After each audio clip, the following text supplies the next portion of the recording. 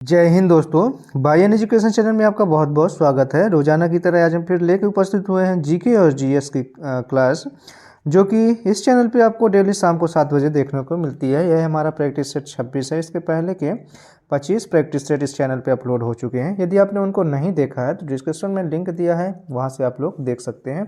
यह सभी competitive exam के दृष्टिकोण से मोस्ट इंपॉर्टेंट वीडियो रहने वाला है। यह एक सुपर फास्ट रिवीजन वीडियो है। हम ज़्यादा किसी भी क्वेश्चन में डीपली नहीं जाएंगे, जिससे आपका टाइम वेस्ट ज़्यादा ना हो।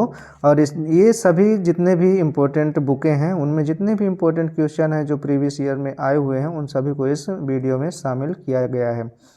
तो बने रहिए वीडियो के लास्ट तक। ये चैनल पे पहली बार आए हैं, चैनल को सब्सक्राइब कर लीजिए। वीडियो अच्छा लगता है तो लाइक ज़रूर करें, अपने दोस्तों को शेयर ज़रूर करें। चलिए देखते हैं आज का पहला क्वेश्चन। पहला क्वेश्चन है दोस्तों, मुद्रा बैंक किसकी सहायता के लिए शुरू किया गया है? तो जो मुद्रा बैंक है उसकी किसके लिए किया गया है? तो लघु कारोबार, जो लघु कारोबार हैं उनकी सहायता के लिए इस बैंक की शुरुआत की गई है। और इसकी शुरुआत की बात करें तो 8 अप्रैल, कब? 8 अप्रैल 2015 को नरेंद्र मोदी द्वारा किया गया था इसकी शुरुआत। और इसका मुख्य कार्य यदि देखें तो इसका मुख्य कार्य क्या है कि जो पिछड़े लघु उद्योग हैं, उद्यमी हैं, जो अपने छोटे कारोबार शुरू करना चाहते हैं, उनकी ये सहायता करता है ये बैंक। ठीक है ना, मुद्रा बैंक। ठीक, चलते हैं अगला क्वेश्चन पे। भारत में निम्नलिखित में से कौन बीमा कारोबार को नियंत्रित करता है? भारत के अंदर जितने भी बीमा उद्योग हैं उनको नियंत्रित या संभालने का कार्य किसके अंडर में है? तो इसका सही जवाब हो जाएगा ऑप्शन 4, IRDA। किसके अंदर में है? IRDA के अंडर में है। इसका यदि फुल फॉर्म देखा जाए तो ये क्या है? Insurance regulatory and development authority of India. ठीक है, IRDA। ठीक है, याद रखिएगा। हिंदी में यदि इसको देखें तो भारतीय बीमा नियामक और विकास प्राधिकरण बोलते हैं। इसकी स्थापना 2000 में हुई थी। कब? सन 2000 में इसकी स्थापना की गई थी। इसका मेन कार्य बता दिए हैं, भारत में बीमा उद्योगों को प्रोत्साहित करना और उनको नियंत्रित करना इसका मुख्य कार्य होता है। अगला क्वेश्चन है, लोकसभा अध्यक्ष अपना त्याग पत्र किसे संबोधित करते हैं? तो जो लोकसभा में अध्यक्ष या उपाध्यक्ष होते हैं वो अपना त्याग पत्र किसे संबोधित करते हैं? तो वो लोकसभा के उपाध्यक्ष। यदि यहाँ ध्यान से समझिएगा, यदि अध्यक्ष हैं लोकसभा में, यदि कोई व्यक्ति अध्यक्ष है तो वो अपना त्यागपत्र किसे देगा? तो उपाध्यक्ष को देगा। यदि यहाँ उपाध्यक्ष के पद पर है तो वो अपना त्यागपत्र अपने अध्यक्ष को देगा। ठीक है ना, एक दूसरे को देते हैं, समझ लीजिएगा ध्यान से। अगला क्वेश्चन है, भारतीय राष्ट्रीय कांग्रेस के प्रथम सत्र की अध्यक्षता किसने की थी? तो प्रथम सत्र की अध्यक्षता जो करने वाले व्यक्ति थे वो कौन थे? इसका सही जवाब हो जाएगा WC बनर्जी। WC बनर्जी जी थे, जिनका फुल फॉर्म यदि देखें, WC का मतलब यहाँ क्या है? तो व्योमेश चंद्र बनर्जी जी थे। ठीक है ना। उन्होंने कब से कब तक की अध्यक्षता की थी? तो 1885 में। कब? 1885 में 28 दिसंबर से 31 दिसंबर तक उन्होंने ये अध्यक्षता की थी। और इसमें उन्होंने अपना मतलब एक तरह से हार भी गए थे इस चुनाव में, वो लास्ट में हार भी गए थे। नेक्स्ट क्वेश्चन है, निम्नलिखित में से किस लेखक ने अकबर के दीन-ए-इलाही को उनकी मूर्खता का न कि बुद्धिमत्ता का स्मारक कहा है? तो ऐसा किसने कहा कि जो दीन-ए-इलाही है वो मूर्खता का स्मारक है? ऐसा कहने वाले व्यक्ति कौन है? तो विसेंट स्मिथ जी हैं। कौन? Vincent Smith. और इनको यदि देखा जाए तो ये क्या थे? ये ब्रिटिश भारतविद और कलाकार, इतिहासकार भी माने जाते हैं भारत के अंदर। ठीक है ना। अगला क्वेश्चन है दोस्तों, निम्नलिखित में से भारत का कौन सा क्षेत्र पारिस्थितिकी अति क्रियाशील स्थल, जिसको हम क्या बोलते हैं? हॉट स्पॉट के नाम से जाना जाता है? इसका सही जवाब हो जाएगा ऑप्शन 3, पश्चिमी घाट। ऑप्शन 3 इसका सही जवाब हो जाएगा। ये दोस्तों बता दें कि विश्व के 10 जो पारिस्थितिकी अति क्रियाशील स्थल हैं उनमें से एक है कौन? पारिस्थितिकी ये पश्चिमी घाट। ठीक है। और इसमें लगभग 325, कितने? 325 संकटापन्न जो प्रजातियां हैं इसमें पाई जाती हैं। ठीक है ना, 325। अगला क्वेश्चन है, ब्यूफर्ट स्केल से क्या मापा जाता है? जो ब्यूफर्ट स्केल पैमाना है उससे क्या मापा जाता है? इसका सही जवाब हो जाएगा दोस्तों हवा की गति। क्या मापा जाता है? हवा की गति मापने के लिए ये पैमाना उपयोग किया जाता है। और इसका आविष्कार, जो ये पैमाना है, इसका आविष्कार किसने किया था? तो फ्रांसिस ब्यूफोर्ट जी ने 1905 में इसका आविष्कार किए थे। ठीक, चलते हैं अगले क्वेश्चन में। कठोपनिषद जो है क्या है? जो कठोपनिषद में नचिकेता नामक एक किशोर और देवता के बीच में हुई बातचीत दर्ज है। निम्नलिखित में से कौन सा देवता नचिकेत से बात कर रहा है? तो इस जो उपनिषद है, ये उपनिषद जो है इसमें जो देवता हैं वो कौन से हैं, तो भगवान यम, जो भगवान यम हैं वो एक बालक से बात कर रहे हैं। और ये एक जो है यम, जो मृत्यु के देवता हैं यम, और एक नचिकेता जो बालक है उसकी उम्र कितनी है, 12 वर्ष, यहाँ जो किशोर बालक के श्रेणी में आता है, ठीक है ना, किशोर बालक है। और ये भगवान यम, इन दोनों के बीच में बातचीत को दर्ज किया गया है। इन्हीं दोनों के बीच की बातचीत की कहानी ये एक कठोपनिषद मानी जाती है, ठीक है। अगला क्वेश्चन है, प्रकृति में पानी का सबसे शुद्ध रूप क्या है, तो प्रकृति में पानी का सबसे शुद्ध रूप वर्षा का जल को माना जाता है। अगला क्वेश्चन है, ऊर्जा का वह कौन सा स्रोत है जो सबसे कम भूमंडलीय तापमान को बढ़ाता है, तो भूतापीय ऊर्जा जो है दोस्तों वो भूमंडलीय तापमान को बहुत कम बढ़ाने का कार्य करती है, ठीक है ना, इससे भूमंडलीय तापमान नहीं बढ़ता। लेकिन जो कोयला है, प्राकृतिक गैस है, पेट्रोलियम है, ये सभी क्या हैं, ये सभी एक हानिकारक चीज़ें हैं और जो ग्रीन हाउस गैसों को 80% बढ़ाने का कार्य करते हैं, और जो CO2 गैस है उसको 98% बढ़ाने का ये कार्य करते हैं, ठीक है ना। तो सबसे अच्छा क्या माना जाता है, भूतापीय ऊर्जा। और यदि इसका आविष्कार देखें तो 1904 में, कब, 1904 में किया गया। और किसके द्वारा किया गया, तो इटली के वैज्ञानिक हैं जिनका नाम क्या था, पिएरो गिनोरी कोंटी ने एक विद्युत संयंत्र बनाया था जो इसी के द्वारा बनाया गया था, भूतापीय ऊर्जा के द्वारा। अगला क्वेश्चन में चलते हैं, तारामंडल जो सप्तऋषि को पश्चिमी निवासी किस नाम से जानते हैं, तो जो तारामंडल है जिसको हम सप्तऋषि बोलते हैं उसे जो पश्चिमी निवासी हैं किस नाम से जानते हैं, तो इसको बताना है। इसका सही जवाब हो जाएगा दोस्तों ऑप्शन 3, बिग डिपर। किसके नाम से, बिग डिपर के नाम से जानते हैं। यह क्या चीज़ है दोस्तों, तो यह 7 चमकीले तारों का एक तारापुंज है। 7 चमकीले तारों का तारापुंज होता है। हिंदू नक्षत्र विज्ञान में सप्त ऋषि मंडल कहा जाता है, इसे सप्त ऋषि मंडल इसे कहा जाता है, हिंदू जो नक्षत्र विज्ञान होता है, ठीक है ना। अगला क्वेश्चन में चलते हैं, निम्नलिखित में से किस पुस्तक को समाजवाद की बाइबल कहा जाता है, तो ऐसा कौन सी पुस्तक है जिसको समाजवाद की बाइबल कहा जाता है। इसका सही जवाब हो जाएगा दोस्तों ऑप्शन 2, दास कैपिटल। किसको, दास कैपिटल को समाजवाद की बाइबल कहा जाता है। और इसकी जो राइटर हैं कौन है, तो कार्ल मार्क्स ने 1867 में, कब, 1867 में कैपिटल का प्रथम भाग लिखा था। इस बुक का प्रथम भाग लिखा और जो समाजवाद का बाइबल के रूप में प्रसिद्ध हो गई, ठीक है ना, समाजवाद के बाइबल के रूप में प्रसिद्ध हो गई थी। और इस पुस्तक में क्या चीज़ है, तो राजनीतिक, अर्थशास्त्र और साम्यवाद दर्शन शास्त्र के संबंधित इसमें जो तथ्य निर्धारित किए गए हैं इस बुक के द्वारा। अगला क्वेश्चन है, दादा साहब फाल्के पुरस्कार किस क्षेत्र में महत्वपूर्ण सार्वजनिक उपलब्धि के लिए दिया जाता है, तो किस क्षेत्र में, तो आप सभी को पता होना चाहिए, फिल्म के क्षेत्र में, यानी सिनेमा के क्षेत्र में जो है ये सबसे भारत का सर्वश्रेष्ठ पुरस्कार माना जाता है जो दादा साहब फाल्के पुरस्कार होता है।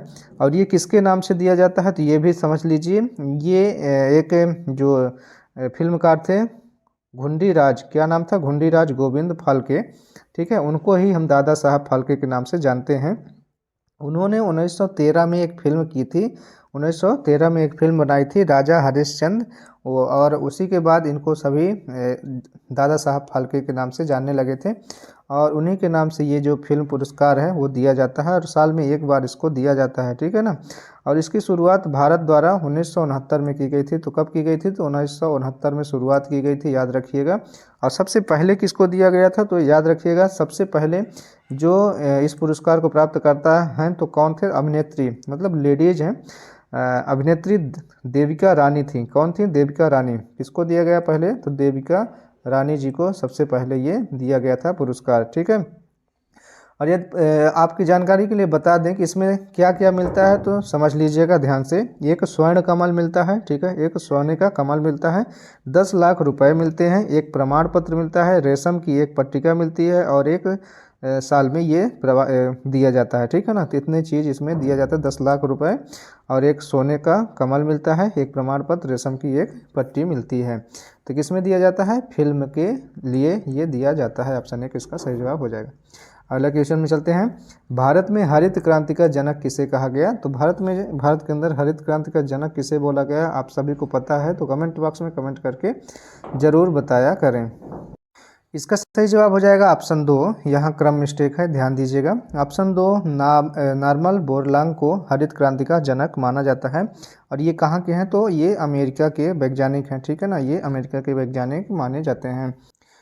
अगला क्वेश्चन है दोस्तों, निम्नलिखित में से कौन दाता परमाणु नहीं है? तो दाता परमाणु नहीं है कौन, इसमें से छानना है, तो ऑप्शन 4 इसका सही जवाब हो जाएगा। एल्यूमिनियम जो है दाता परमाणु नहीं है। नेक्स्ट क्वेश्चन में चलें तो सुभाष चंद्र बोस ने निम्नलिखित में से किस पार्टी की स्थापना की थी? तो सुभाष चंद्र बोस जी ने किस पार्टी की स्थापना की? तो ऑप्शन 4 इसका सही जवाब हो जाएगा। Forward block. कौन सी पार्टी? फॉरवर्ड ब्लॉक पार्टी की स्थापना की थी। और इसकी स्थापना कब की गई थी? तो 1939 में। कब की गई थी? 1939 में इसकी स्थापना की गई थी। अगला क्वेश्चन है, जीरो केल्विन किसके बराबर होता है? तो जीरो केल्विन किसके बराबर है? तो ऑप्शन 2 इसका सही जवाब हो जाएगा। -273 डिग्री सेल्सियस के बराबर होता है जीरो केल्विन, ठीक है ना, याद रखिएगा जीरो केल्विन। अगला क्वेश्चन है, भारत में 1936 में स्थापित प्रथम राष्ट्रीय उद्यान का क्या नाम रखा गया था? तो 1936 में जो स्थापित हुआ प्रथम भारतीय राष्ट्रीय उद्यान तो कौन सा है? इसका सही जवाब हो जाएगा दोस्तों ऑप्शन 3 हेली राष्ट्रीय उद्यान। क्या हो जाएगा? हेली राष्ट्रीय उद्यान। ये बंगाल टाइगर की रक्षा करने हेतु हेली राष्ट्रीय उद्यान जो बनाया गया है बंगाल में, उसी को इसको नाम दिया गया था। सबसे पहला ये राष्ट्रीय उद्यान माना जाता है और वर्तमान में इसे जिम कॉर्बेट नेशनल पार्क के नाम से जाना जाता है। जिम कॉर्बेट, ठीक है, याद रखिएगा। ये सभी मोस्ट इम्पोर्टेंट क्वेश्चन है। अभी वर्तमान में इसको जिम कॉर्बेट नाम से जाना जाता है और इसी का पुराना नाम क्या है? हेली राष्ट्रीय उद्यान या हेली नेशनल पार्क, ठीक है, याद रखिएगा। चलते हैं अगले क्वेश्चन में। माउंट एवरेस्ट पर चढ़ने वाली प्रथम छिन्न अंग वाली भारतीय महिला कौन थी? तो छिन्न अंग वाली भारतीय महिला आपसे पूछा गया है। इसका सही जवाब हो जाएगा दोस्तों ऑप्शन 1 अरुणिमा। क्या नाम है? अरुणिमा सिन्हा। ऑप्शन 1 इसका सही जवाब हो जाएगा। और उन्होंने 21 मई 2013 को ये सफलता प्राप्त की थी, ठीक है, याद रखिएगा। नेक्स्ट क्वेश्चन है दोस्तों, हिग्स बोसान शब्द का संबंध किससे है? तो हिग्स बोसान जो शब्द है इसका संबंध गॉड पार्टिकल से है। किससे? गॉड पार्टिकल से इसका संबंध माना जाता है। अगला क्वेश्चन है, संस्थाएं और संघ बनाने का अधिकार किस प्रकार का अधिकार माना जाता है? तो किस प्रकार का अधिकार है संस्थाएं और संघ बनाने का अधिकार जो है वो ऑप्शन 2 इसका सही जवाब हो जाएगा। केवल नागरिकों के लिए सुनिश्चित स्वतंत्रता का अधिकार ये माना जाता है। अगला क्वेश्चन है, ओजोन छेद से क्या तात्पर्य है? ओजोन में जो छिद्र है उससे क्या तात्पर्य है, उससे आप क्या समझते हैं?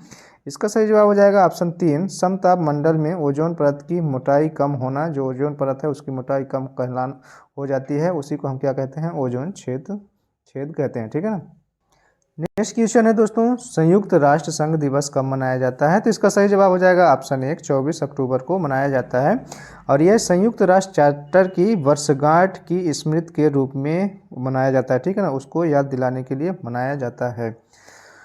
अगला क्वेश्चन है, कौन सा संयंत्र तरल पदार्थों के विशिष्ट गुरुत्व को मापता है? तो ऐसा कौन सा संयंत्र है जो तरल पदार्थों के विशिष्ट गुरुत्व को मापता है? इसका सही जवाब हो जाएगा दोस्तों ऑप्शन 2 हाइड्रोमीटर। क्या हो जाएगा? हाइड्रोमीटर।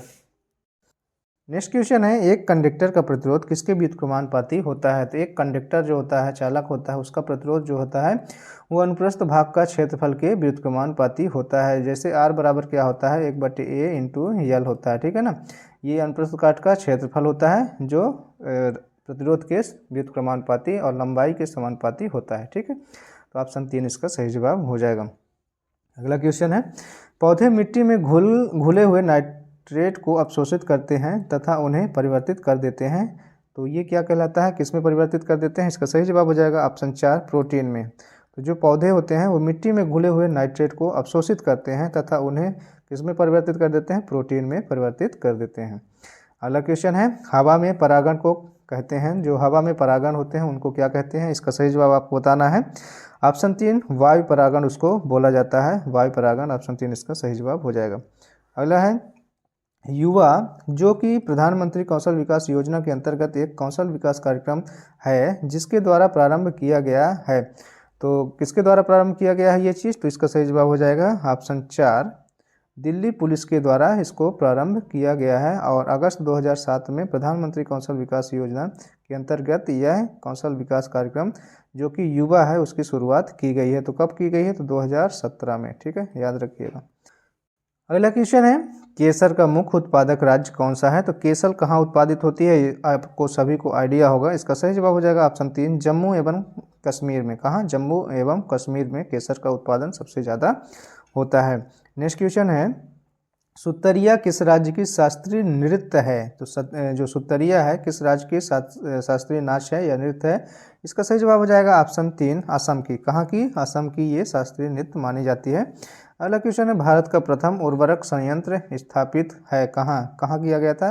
जो भारत का प्रथम उर्वरक संयंत्र स्थापित किया गया था तो किस राज्य में या किस जगह में किया गया था? इसका सही जवाब हो जाएगा ऑप्शन 2 सिंदरी। कहाँ? सिंदरी में किया गया था। ये धनबाद के निकट स्थित सिंदरी संयंत्र भारत की पहली उर्वरक इकाई थी। ठीक है, याद रखिएगा। और इसकी स्थापना यदि पूछा जाता है तो 1951 में की गई थी। कब? 1951 में की गई थी। अगला क्वेश्चन है, किसी तत्व के समस्थानिक से क्या तात्पर्य है? समस्थानिक का मतलब क्या होता है? आप सभी को पता होगा, आप लोग पढ़े होंगे इसका। तो इसका सही जवाब हो जाएगा दोस्तों ऑप्शन 4, उस तत्व के वे परमाणु जिनकी परमाणु संख्या समान लेकिन परमाणु भार जो है अलग होता है उसको हम क्या कहते हैं? समस्थानिक कहते हैं। परमाणु संख्या समान और परमाणु द्रव्यमान या परमाणु भार जो अलग अलग होता है उसको हम समस्थानिक कहते हैं। अगला क्वेश्चन है, निम्नलिखित में से किस सिख गुरु ने गुरुमुखी लिप की शुरुआत की थी? तो जो गुरुमुखी लिप है उसकी शुरुआत किस सिख गुरु द्वारा किया गया था? इसका सही जवाब क्या हो जाएगा? आप लोग गेस करिए। इसका सही जवाब हो जाएगा दोस्तों गुरु अंगद देव। ऑप्शन 1 इसका सही जवाब हो जाएगा। गुरु अंगद देव को ये श्रेय दिया जाता है और ये सिखों के द्वितीय गुरु थे। ठीक है ना, दूसरे नंबर के ये गुरु माने जाते हैं। अगला क्वेश्चन है, निम्न वक्तव्यों पर विचार कर सही उत्तर का चयन कीजिए। यहाँ कथन क्या दिया है? हिमालय से निकलने वाली नदियाँ 12मासी नदियाँ कहलाती हैं। और तर्क क्या दिया गया है? हिमालयी नदियों का उद्गम स्रोत हिमानियों में स्थित है। तो ये तर्क तो सही है और ये इसकी पुष्टि भी करता है, इसलिए ऑप्शन 1 में क्या दिया गया है? ए और आर दोनों सही हैं और आर जो है ए की पुष्टि भी कर रहा है। ये सही जवाब हो जाएगा ऑप्शन 1। अगला क्वेश्चन है, थायरॉक्सिन के संश्लेषण के लिए निम्नलिखित में से क्या आवश्यक है? जो थायरॉक्सिन है उसके संश्लेषण के लिए क्या आवश्यक होता है? इसका सही जवाब हो जाएगा ऑप्शन 4 आयोडीन। क्या आवश्यक है? आयोडीन इसके लिए आवश्यक होता है। नेक्स्ट क्वेश्चन है, निम्नलिखित में से किस क्षेत्र में भारत में प्रथम सहकारी आंदोलन का आरंभ हुआ था? तो ऐसा कौन सा क्षेत्र है भारत के अंदर जिसमें सहकारी आंदोलन का आरंभ किया गया था? इसका सही जवाब हो जाएगा ऑप्शन 1 कृषि ऋण। किसमें? कृषि ऋण में सहकारी आंदोलन का आरंभ हुआ था। अगला क्वेश्चन है, निम्मू बाजगो क्या चीज़ दिया गया है? निम्मू बाजगो जो है नामक बांध निम्नलिखित में से कौन सी नदी पर स्थित है? जो निम्मू बाजगो है वह बांध कहाँ कौन सी नदी पर स्थित है? इसका सही जवाब आपको बताना है। तो ऑप्शन 1 इसका सही जवाब हो जाएगा सिंधु। किस नदी पर? सिंधु नदी पर यह स्थित है और यह जम्मू और कश्मीर में लेह के निकट है। ठीक है ना, लेह के निकट अलची गांव में सिंधु नदी पर यह स्थित है। ठीक है ना, जम्मू और कश्मीर में। ठीक है, याद रखिएगा। अगला क्वेश्चन है, किसी वस्तु की कीमत